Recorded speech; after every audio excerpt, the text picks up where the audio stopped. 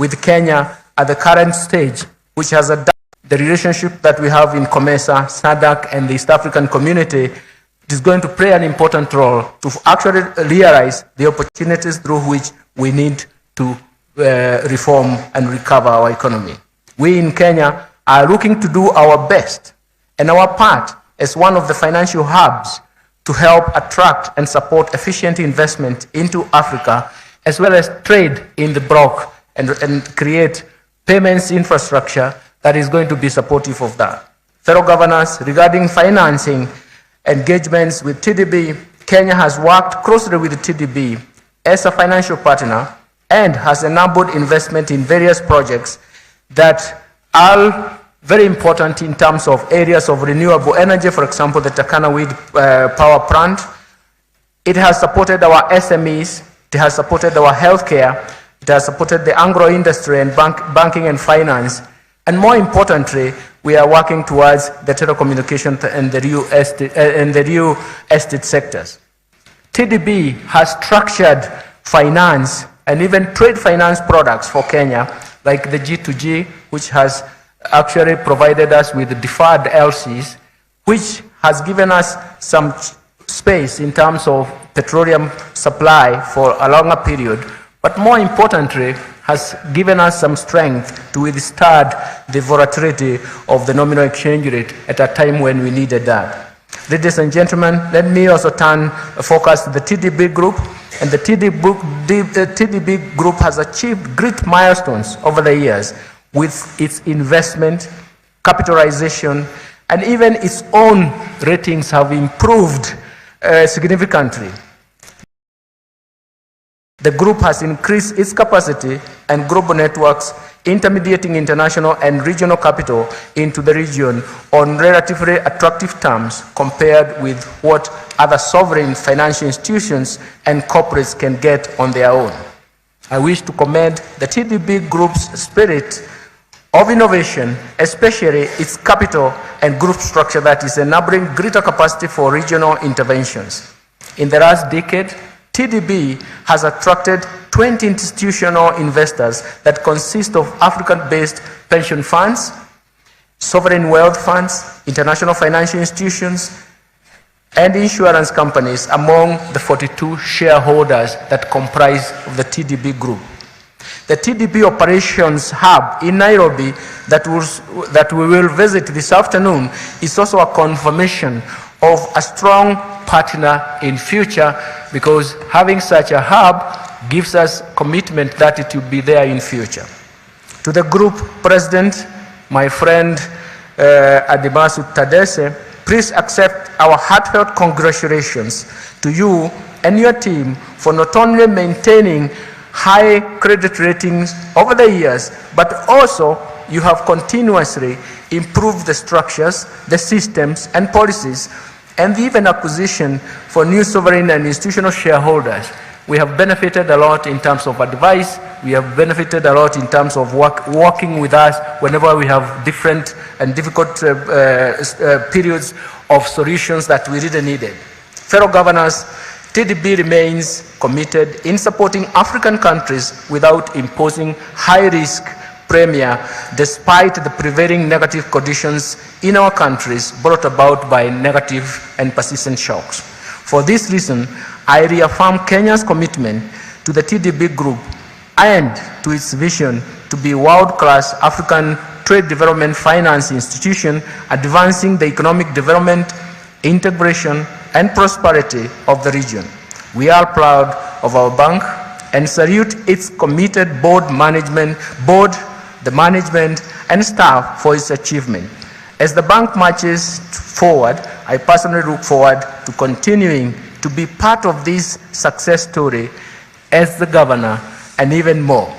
On this note, I would like to thank all of you for being here today, and I also want to wish my fellow governors fruitful deliberations during today's 39th Board of Governors meeting, and I very much hope you will also enjoy the stay in Kenya while attending the TDB business. So welcome and asante sana.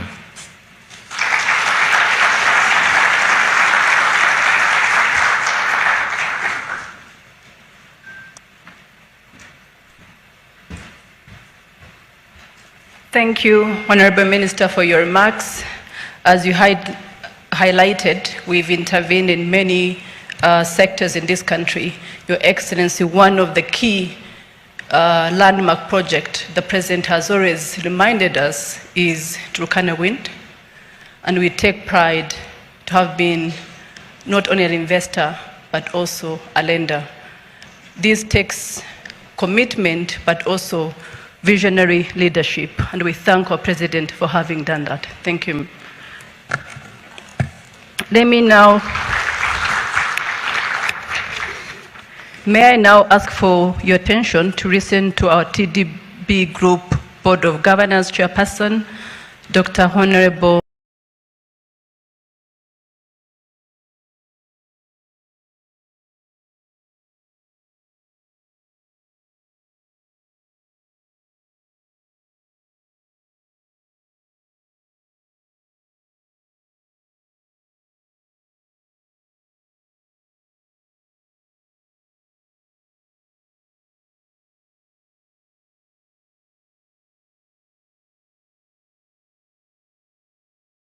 Renganadin Padayachi, Minister of Honorable Professor Ndungu, Cabinet Secretary, CBS, the National Treasury and Economic Planning of the Republic of Kenya, and TDB Group incoming Chairperson and our host Governor. Admasu Tadisi, TDB Group President Emeritus and Managing Director, Honorable Ministers, and Excellencies, Governors of TDB, Excellencies, Ambassadors and High Commissioners, partners, clients and stakeholders, distinguished guests and members of the media, all protocol observed. Good morning. In my capacity as Chairman of the TDB Group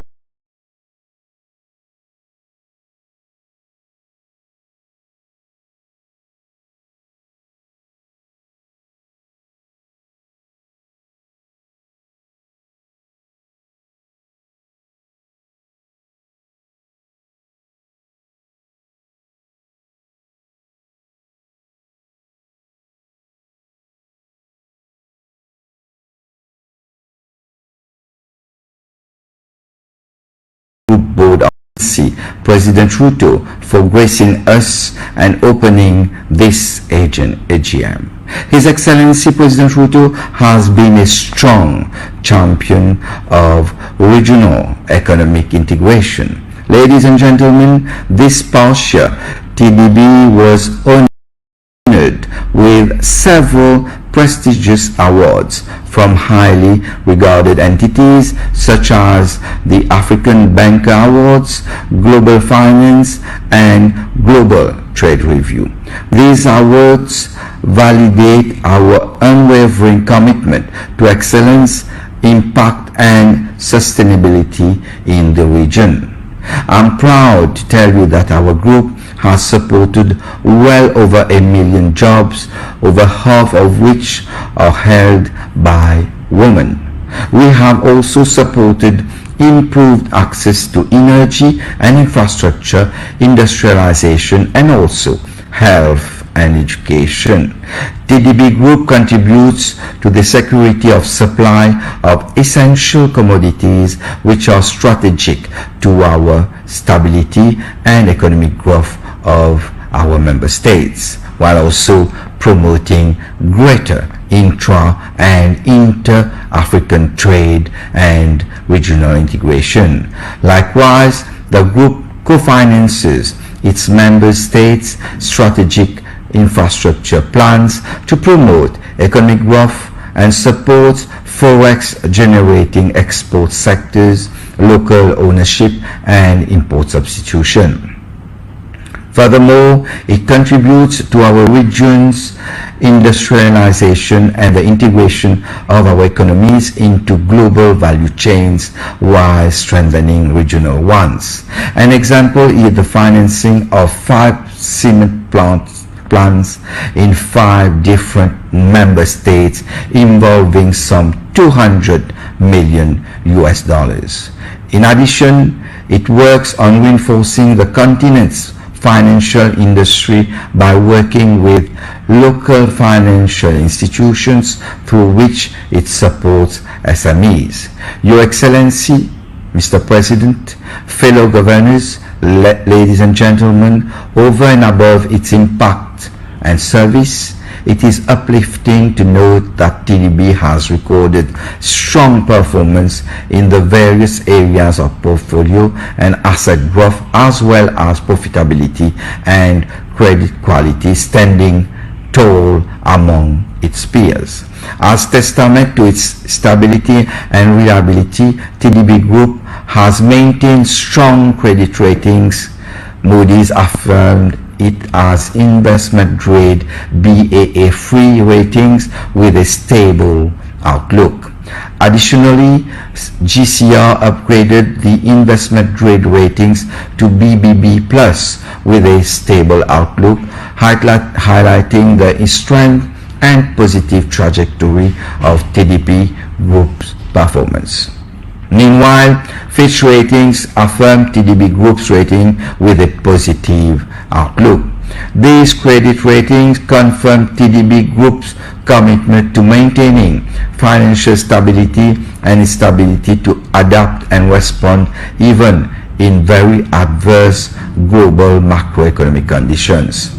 As the Finance Minister of Mauritius and the TDB Governor for my country, I'm proud that several of our subsidiaries are domiciled in Mauritius, including its youngest, the TDB Captive Insurance Company, in addition to Eastern and Southern African Trade Advisors Limited, the fund manager of our successful Eastern and Southern African Trade Fund. I'm also very keen to discuss the theme of this year AGM. The topic of this year, agility and adaptability for sustainable growth and impact, was indeed chosen wisely and perfectly in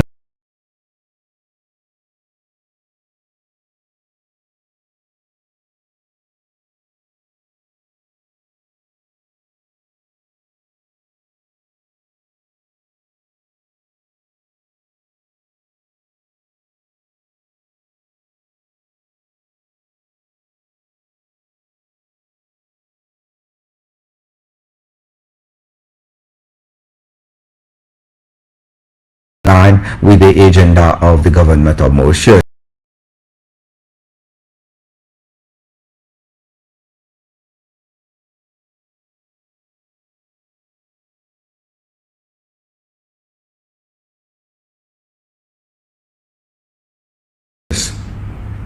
While Mauritius has such, I have no doubt that the discussion held in the country is not one man's job. It's a job for all of us. This is precisely what, through TDB Group and all together, we are working together. Ladies and gentlemen, as I close, I would like to express our high appreciation and gratitude for the outstanding work accomplished by our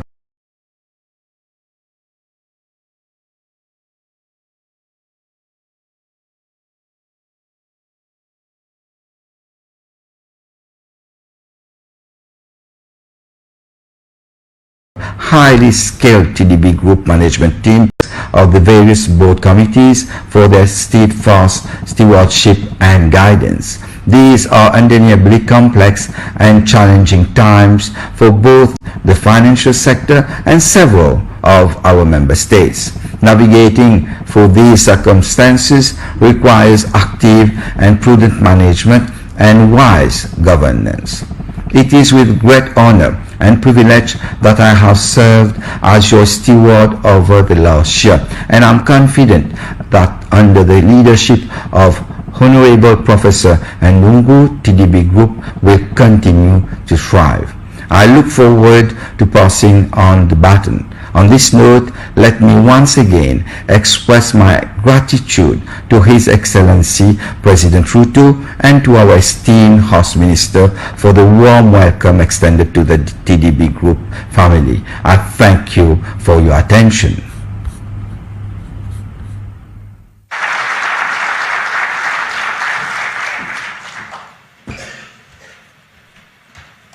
Thank you, Honorable, and the Chair of our board. As you heard, Your Excellency, despite the challenges that we faced, all of us, under his chairmanship, the bank was able to deliver great results and development impact, and also welcomed 6 new shareholders. Let me now take this opportunity to once again introduce our Group Managing Director and our President, Mr. Admasu Tadese, to give his remarks. Welcome, Mr. President.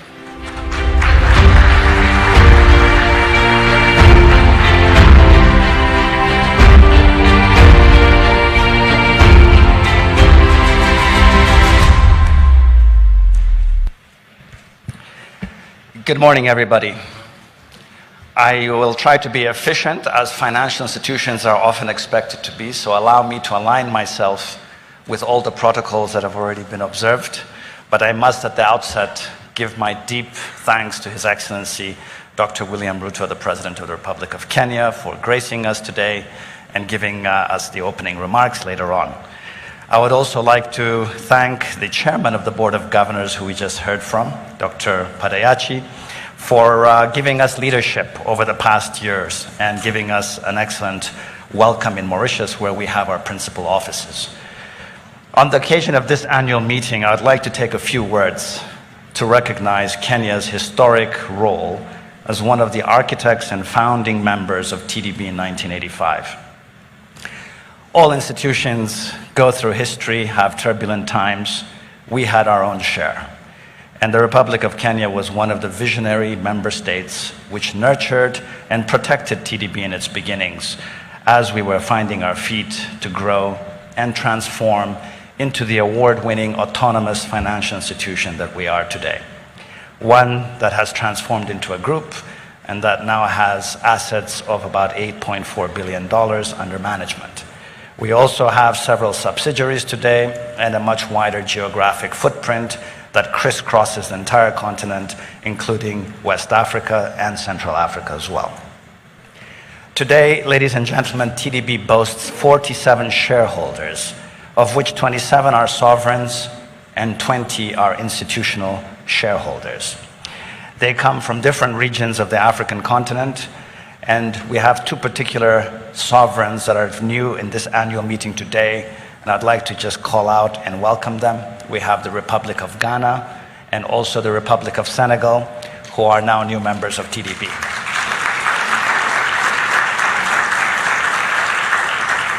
And for those of you who wondered why we love these 2 countries so much, yes, we do love them, but they also happen to be the respective homes of the African Continental Free Trade Area Secretariat, which is based in Accra, Ghana.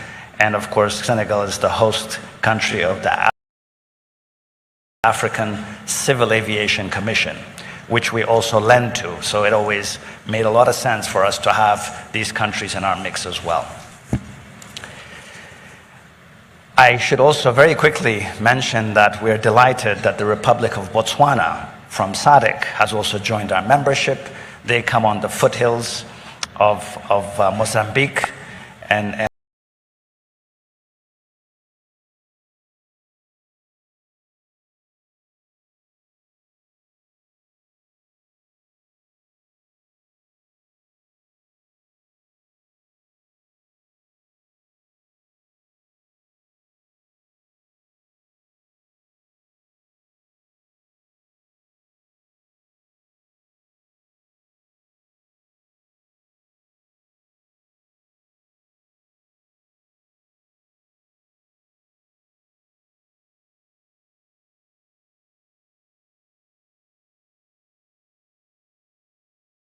and also 1 or 2 other countries in the sub-region there who had not had the occasion of launching a brand new instrument for equity investment in the bank, a novel instrument called Class C shares.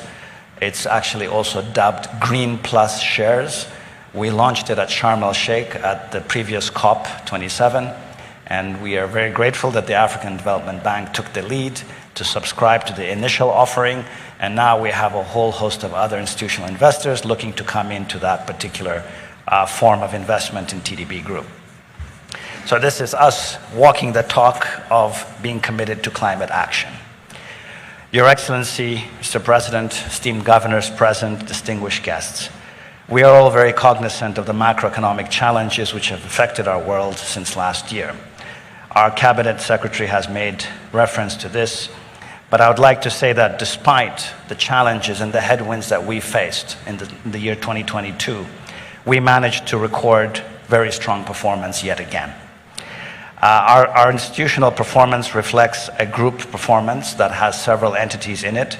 I'd like just to take a moment to recognize the leaders of the different entities within the group. We have the CEO of the Trade and Development Bank, which is Michael Awori. Mr. Awori, if you can just stand up so people can see you.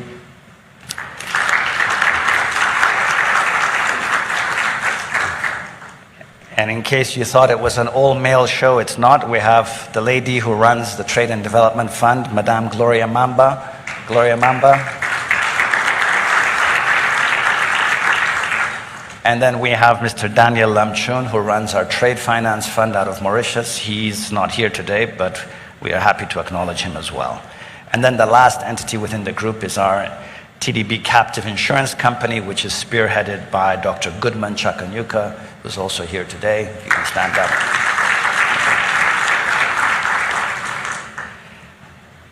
In 2022, we worked counter-cyclically, as many of you would expect us to step up our financing to drive greater impact where feasible. Financial institutions are not always able to drive funding as much as they would like because of some of the complexities.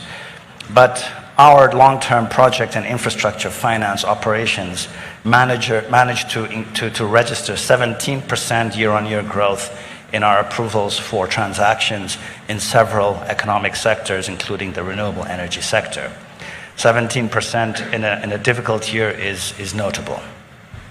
We're also pleased that through our trade finance window, we focused on tackling the disrupted supply chains and the disrupted trade flows that we all grappled with in the context of all the discontinuities worldwide.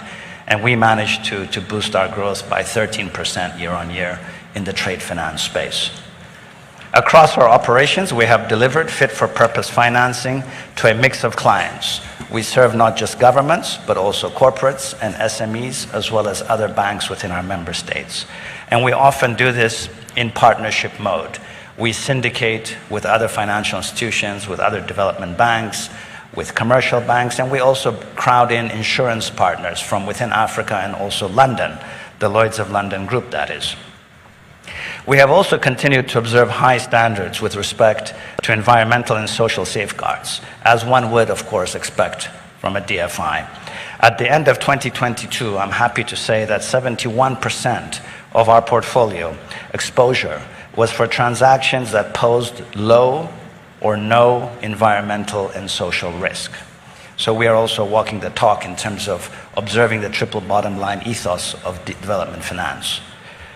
Against this backdrop of developmental returns that I've spoken to in project finance across various economic sectors, I would like to now turn to the matter of the bottom line. We are a financial institution. People are always very interested in the bottom line. And in this regard, I have referred to our asset size having reached $8.4 billion, but I'd like to happily share with you that we managed to record a net income for the year 2022 of $210 million. And we managed to maintain a healthy level of asset quality at 2.89% of NPLs. Our net income grew quite briskly. This number that I just quoted of 210 million is a 19% year-on-year increase. And that just shows how strongly we've managed to navigate the headwinds we have discovered in these years since COVID-19. This net income level, of course, does reflect in a very important ratio. We have shareholders present here.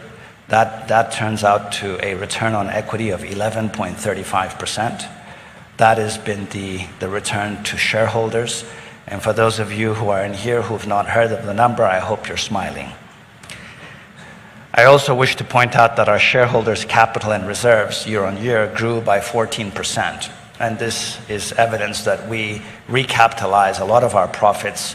We don't just distribute the profits, we channel them back into development finance and serve more of our clients that way.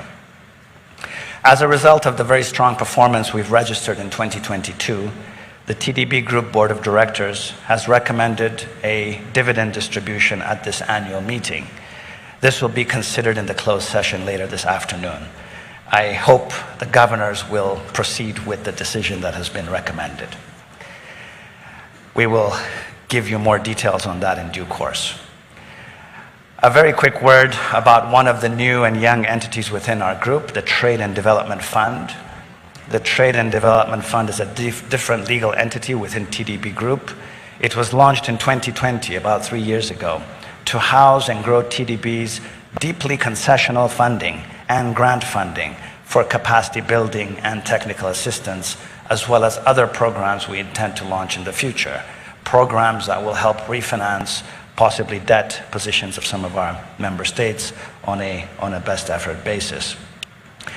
We all know that Africa's private sector is dominated by small and medium enterprises and micro enterprises.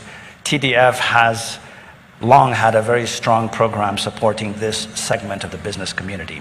We've been able to increasingly reach groups that are traditionally underserved and not easily reachable through the main banking operations of TDB. This past year, the TDF SME program supported various enterprises across agribusiness and manufacturing, among others. One particular project of note supported 700 MSMEs and helped create some 20,000 jobs. Another project based here in Kenya involved support to 3,000 smallholder coconut farmers who managed to dramatically improve their revenues and productivity. With this glimpse of some of the activities of TDF, I'm delighted to share that we'll be holding during this TDB annual meetings our first inaugural Board of Governors meeting for TDF, which is separate from the bank, as I mentioned. And this is a coming of age of TDB Group where we have different entities that have different areas of specialization. It would be remiss of me not to talk about our asset management operations. We managed to take over a fund management company that we had a 51% shareholding in over the past years. Now we own 100% of this fund manager company based in Mauritius. This fund manager now manages a special fund that's sitting at not so much because it's a young fund, it's $150 million or so, but it's managed to deliver an absolute return of 15.35% in US dollar terms since its launch. And of course, the performance last year was just under 6%. And the benchmark is not normal equity returns of double digits. This is a money market fund type of investment vehicle. So we target high single digits, not double digits. I would also like to mention that our captive insurance company that is also fully launched and operational, also domiciled in Mauritius, is now doing very well. And we managed to deliver a 125% increase in turnover over the last year and start registering healthy profitability. These are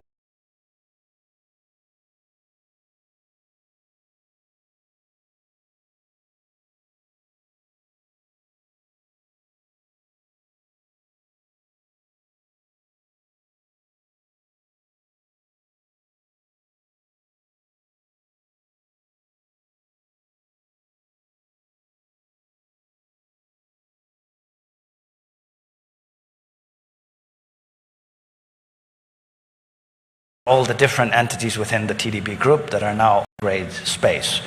So we are managing to hold the ground in a very difficult environment, and we thank the member states who've gone out of their way to stand by the bank and help ensure that we can continue to deliver and grow according to the Agenda 2063 vision.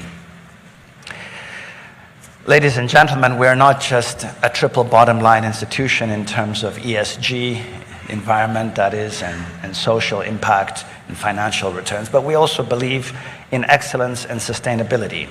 In this regard, I'm pleased to share with you that our young TDB Tower here in Nairobi, which is a first-class high-grade building, was recently EDGE certified as a green building. This was due to the substantial savings in terms of water and energy consumption that the building uses, and is also in terms of the very significant reductions in use of carbon-intensive building materials as the building was being put up. Of course, we did pay a price for having this kind of a green construction approach. We were delayed by about a year and a half for the conclusion of the building, but the result is a beautiful green building and a first-class product that will now very nicely populate the skyline of Nairobi. But I don't want to leave you with the impression that our new premises here in Nairobi is a big part of the TDB story in Kenya. It's not. We have a very strong footprint of impact here, as we do in other founding member states across the Eastern and Southern Africa region. You heard briefly Madame Kamari making reference to the landmark Turkana wind power project, but that's just one of many. We have supported numerous other projects across several sectors, such as agribusiness, manufacturing, healthcare, including hospitals, transport sector, including KQ, ICT companies, other renewable energy projects in the geothermal area, real estate, the financial sector in terms of many of the banks here in Kenya, and also SMEs. So you can see the very wide mix of sectors and entities that have benefited from the operations, products, and services of TDB Group. As we look forward to our continued impact in the region,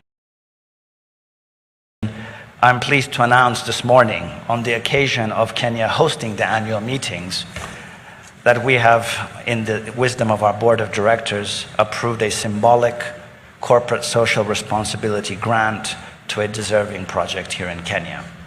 The recipient is the Thome Water Project in Laikipia. This project is located in an area which has faced extended droughts in this country, as we've heard time and time again. It has struggled with unreliable water supply throughout the year, and prior years as well. And we've worked closely with the Ministry of Environment that actually identified and helped establish a mitigation project in this regard. Our grant is $100,000, which will contribute towards the purchasing of dam liners to help conserve water and to help support tree seedlings being planted to strengthen the ecosystem of that area.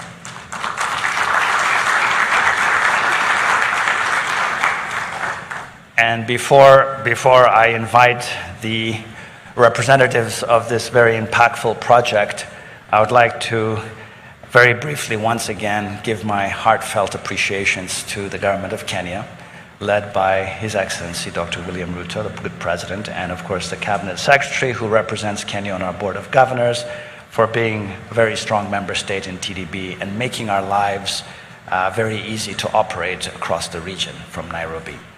On this note, I would like to invite the Honorable Tuya, the Cabinet Secretary for Environment, to come to the stage together with the project representatives of Thome Project. I think Madame Nganga, Wanjiku Nganga, among others, will be here to receive the symbolic check that we would like to hand over on the occasion of this ceremony.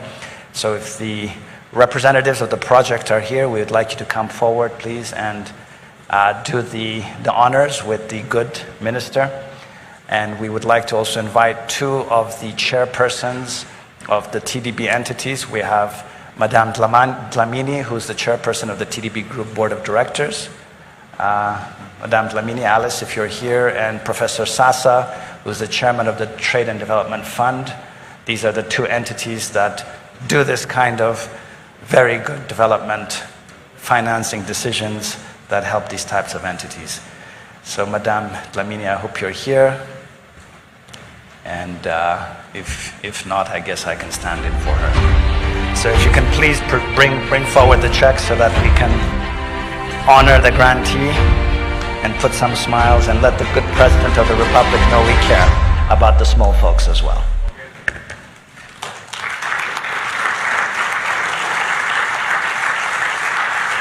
Thank you, Group Managing Director, for your enlightening presentation. Under your leadership, we have experienced a continued transition and transformation of the bank, and look forward to do more with you as your team. Can I now ask my colleague to invite Cabinet Secretary Njuguna Ndungu to welcome His Excellency. Thank you.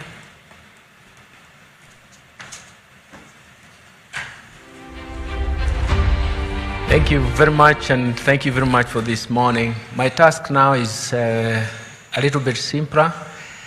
Mine is to invite His Excellency to make his keynote speech. But before I do that, you can see that I'm smiling because we already have my colleague is already smiling because he has some support. And the second thing is that I'm smiling because I have a potential check coming from the dividend. You can imagine that is awesome.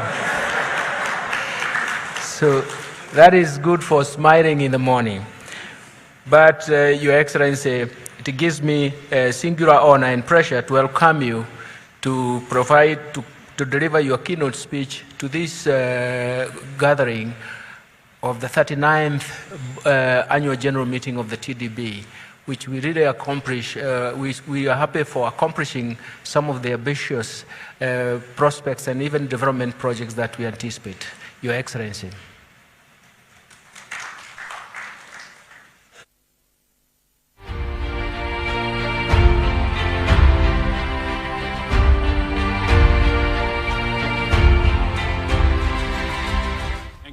Minister, please let's take our seats.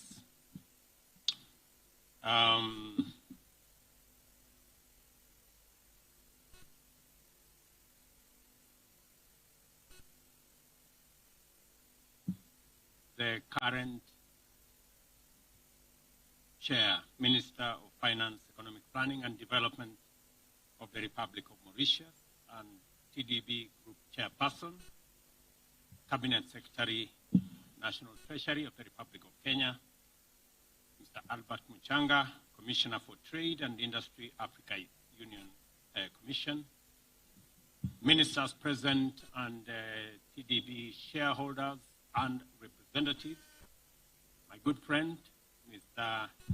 Ademasu Tadese, TDB Group President and MD, distinguished ladies and gentlemen, guests and visitors, good morning. Let me first take this opportunity to, on behalf of the people of Kenya, to be grateful to TDB Group for the presentation of the $100,000 to Tome Water project in Laikipia.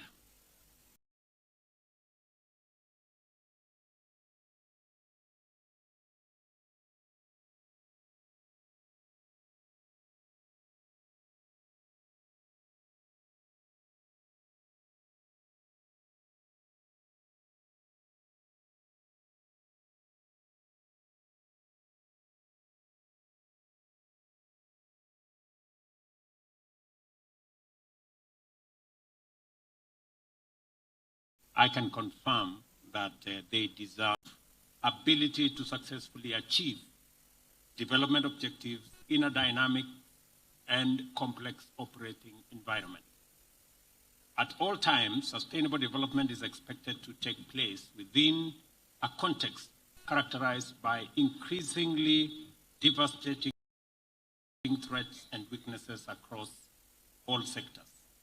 In our time, everyone interested in growing the economy by increasing wealth, creating jobs, eradicating poverty, and reducing inequality has to confront the fundamental challenge of an increasingly tight fiscal space and the emergence of rapidly mutating and highly complicated new threats. All these threats have been explained to us today in the morning, from what happened with COVID all the way to the very unlikely, or so it was thought, war in Europe, and all the other things in between, and especially the big threat of climate change. The cumulative burden of these challenges and threats can encumber economies to be so oppressive that pessimistic assessments of the prospects of growth become mainstream, and the idea that some regions of the world are not doing well at all begin to take root.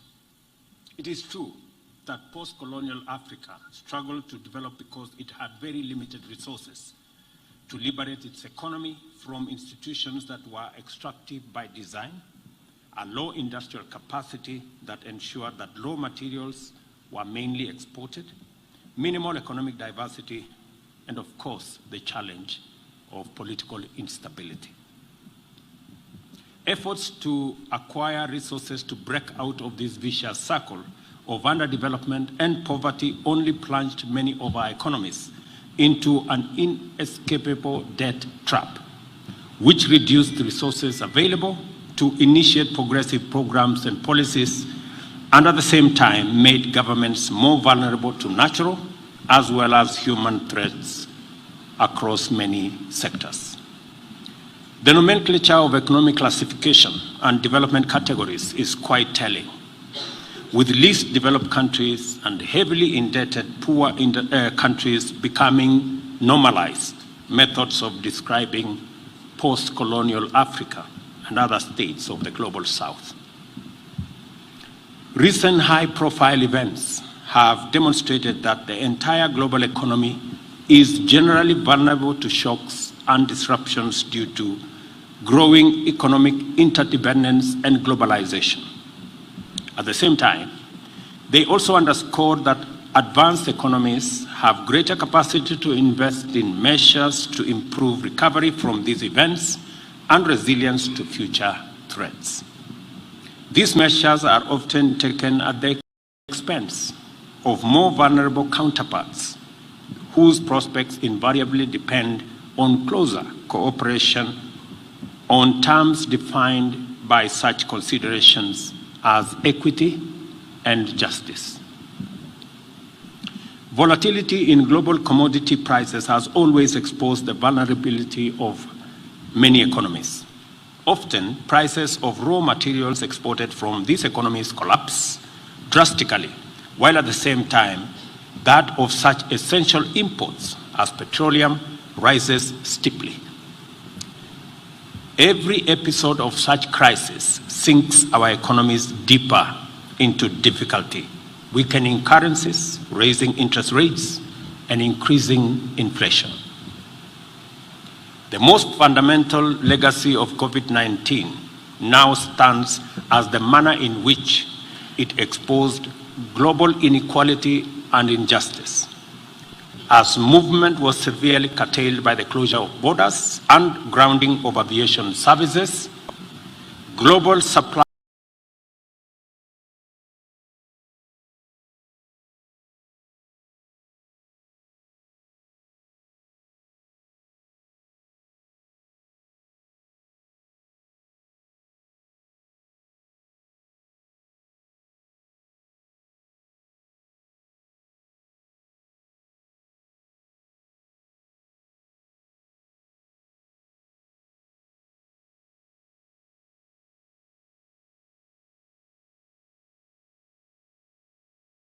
chains were constricted and us.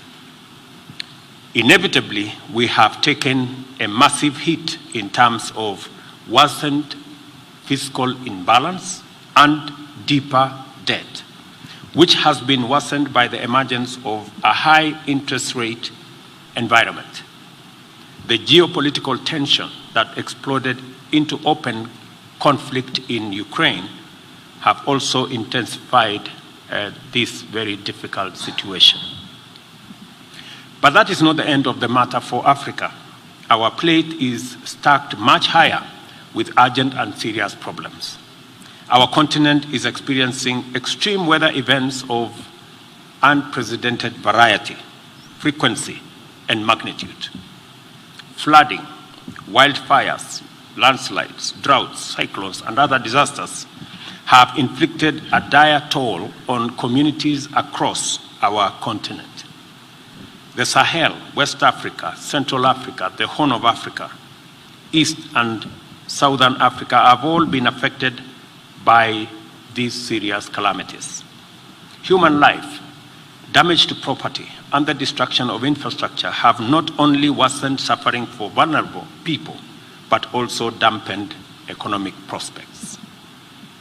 It has become inescapably clear that adverse climatic events are actively threatening our hard-won development gains, including advances in providing public services like health, education, security, and investment, in national infrastructure like transport and communication networks. Reflection on these matters have also defined a critical weakness in the prevailing thinking in development and climate action, which treats the two imperatives as separate, unrelated undertakings. In the course of engaging the international community on these twin imperatives, African countries have found common ground in their unique shared perspectives as climate action frontline territories located at the intersection between environmental disasters, economic crisis, and development constraints. We recognize at once that the adverse impacts of climate change pose real and serious threats to all our achievements as well as prospects with regard to development, and that at the same time, financial capacity and therefore economic development is urgently needed to provide necessary resources to invest in effective climate action. Increasingly, we are having to make the difficult choice between economic growth and climate action, when, as a matter of fact, both courses of action must be pursued simultaneously because they are complementary. One will not happen without the other. On the basis of this realization, African countries have begun to approach multilateral engagement on climate change and economic development from a new perspective, anchored on a commitment to a green, climate-positive growth, and which profiles Africa as the green continent of the future, abounding with natural resources, investment opportunities, and human capital. What I'm trying to say here is that we have to reposition ourselves. We have to reposition our continent in the context of the situation, the challenges that face the globe, and we have to reposition ourselves in the context of the assets that we have. Renewable assets, being the continent with almost 65% of uncultivated arable land, being the continent that has the youngest human capital, and being the continent that has the greatest potential for greening growth and ensuring that we decarbonize industrialization, decarbonize manufacturing.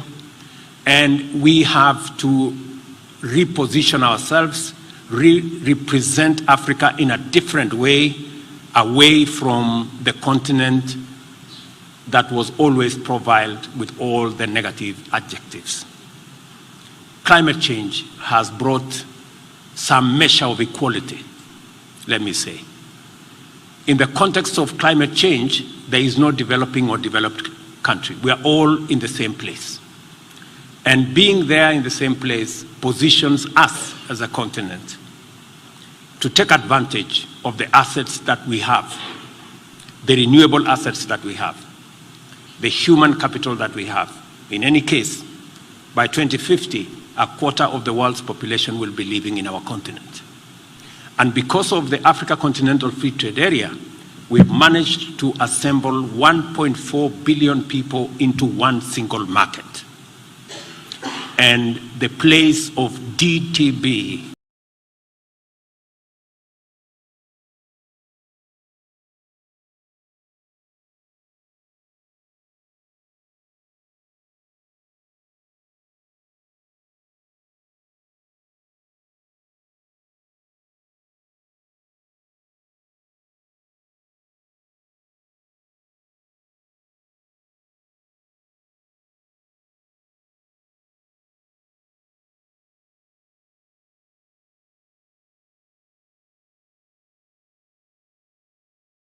as a financial institution in that context, institutions that we are developing in our continent.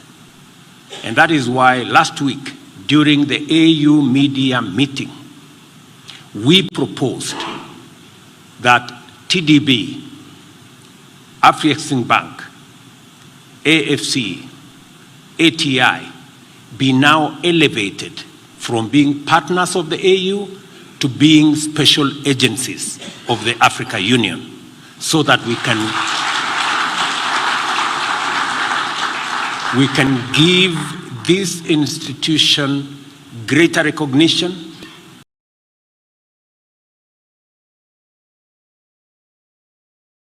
we can give them better profiling to be able to support the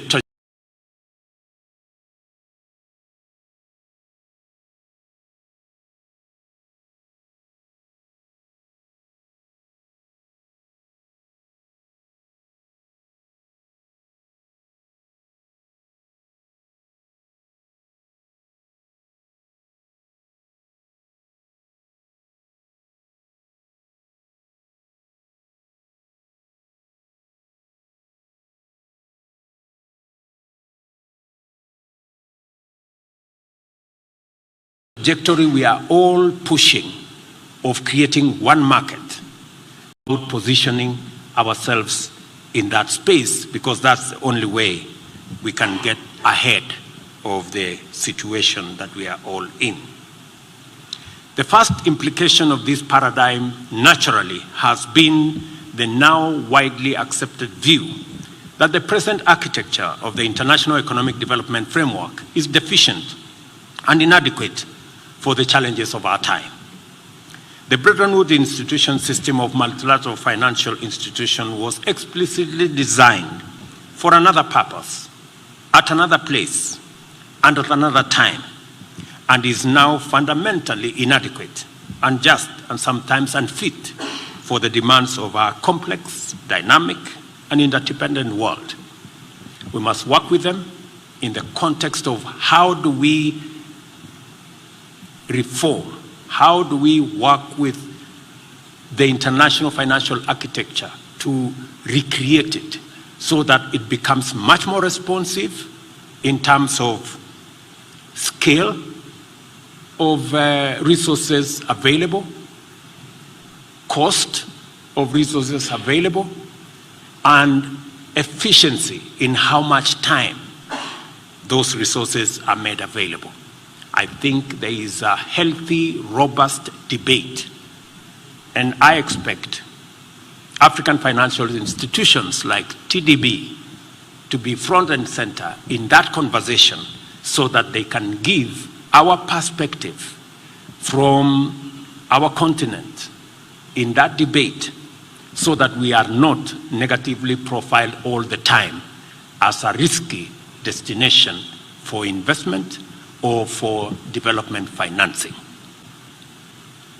And please, DDB, don't join the people who profile us as a risky place. You should be the ones to say Africa is the best place to invest and that we are not risky at all. In fact, this is a continent that has the highest return on investment, and everybody should be heading in this direction because in any case, we are the continent of the future.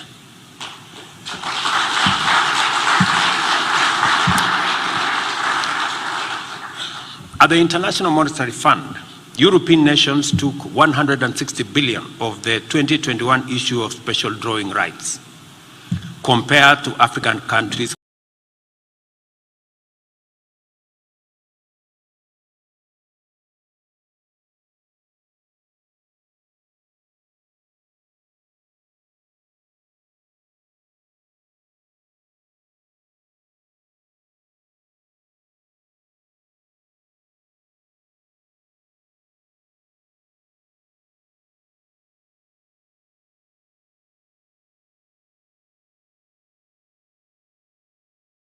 cumulative amount of 34 billion. In the international financial institutions and also design and implement a wholly new global green bank to mobilize resources globally and administer them in a truly inclusive, representative, democratic, and equitable manner. Is that all we need to meet the fears urgency of now? Hardly. The Pan-African aspiration for socio-economic transformation based on Agenda 2063 looks at African solutions as the primary intervention in confronting African problems. At the forefront of this agenda is regional and continental integration aimed at unlocking Africa's potential on a scale that will make our continent the epicenter of a new industrial age. The Africa Continental Free Trade Area is both a continental and a global game changer. Its scale is unprecedented. The upshot is that it has already inaugurated a market with a population of 1.4 billion people, of the world's youngest people. The critical imperative in integration is the elimination of barriers and borders and the intensification of connectivity through road, rail, port, and fiber optic networks. Investment opportunities are clear and compelling and also abundant in our continent. At this moment, Africa needs a development financing institution framework that can handle this unprecedented opportunity effectively and deliver transformation in terms of integration through connectivity, economic development, and climate resilience. This is why I am proud to be here today to celebrate with the Trade and Development Bank. TDB has demonstrated to us that it has been studying the African development landscape and evolving to meet its challenges. As a result, it has been growing and evolving steadily. The journey from the PTA Bank to TDB Bank has not been one of mere rebranding or superficial change. Our region signaled its irrevocable commitment to expand and accelerate economic integration when the preferential trade area transformed into COMESA for East and Central Africa, and its financial arm, the PTA Bank, followed. Only a decade ago, TDB had an asset base of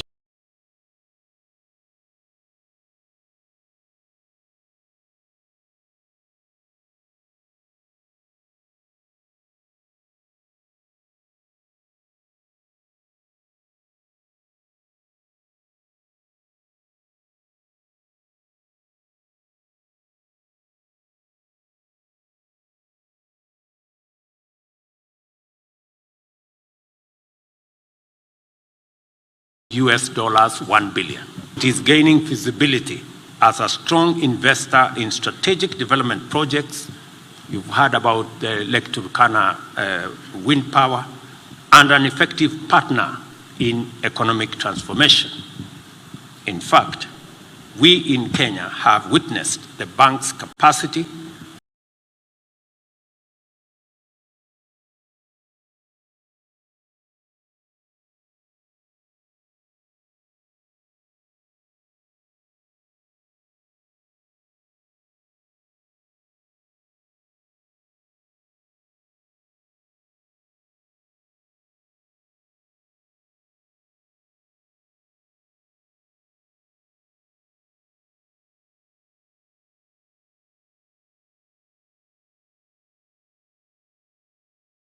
dynamism and expertise from close peers entities and long-term capital for SMEs.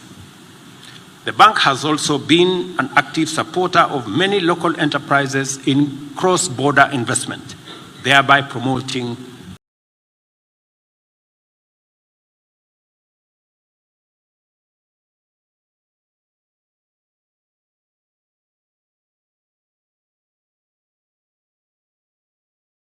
the integration agenda both inward and transformation.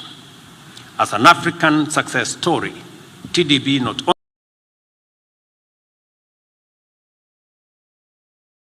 only anchors our aspiration for regional and Pan-African integration, it repositions Africa as the emerging site of global transformation and complements our agenda of redefining our continent as the home of abundant opportunity and potential. This capacity to profile Africa effectively in terms of more possibilities and less limits is a significant contribution that unites the Sustainable Development Goals, Agenda 2063, the Africa Continental Free Trade Area, and a new approach to effective climate action and economic transformation. On this 39th annual meeting of the Trade and Development Bank, I see promise and I also see opportunity. I take this opportunity to appreciate the leadership of my good friend, Mr. Admathu Tadesse. He was among the first people when I was sworn into office to come and offer me some advice, which I take very seriously.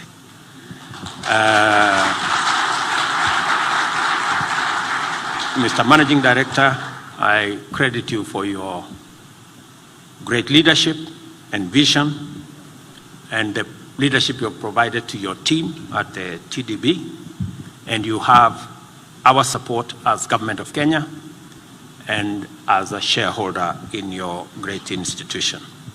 Congratulations to the entire group for your excellent achievements as were listed by the CEO. I wish you all good luck and great success as you continue to work the work of shining a light on Africa as the continent of the future. You have all our support, and I am also, like Professor Ndungu, looking forward to the dividends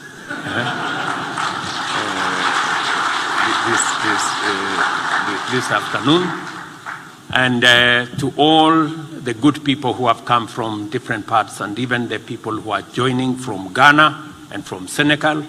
We welcome you to this institution, and we look forward to working with you and making sure that we build a financial institution that will support the development of our continent, the progress of our countries, and to support what we must do to create opportunities, create jobs, create enterprise, and make sure that we deal with the challenges of underdevelopment and deal also with the challenges of poverty and create wealth for our nations. You have all our support, you have all our encouragement, and whatever it is that we can do at the policy level, please let us know so that we can support these institutions to be built, because we are benefiting from institutions that have been built by others.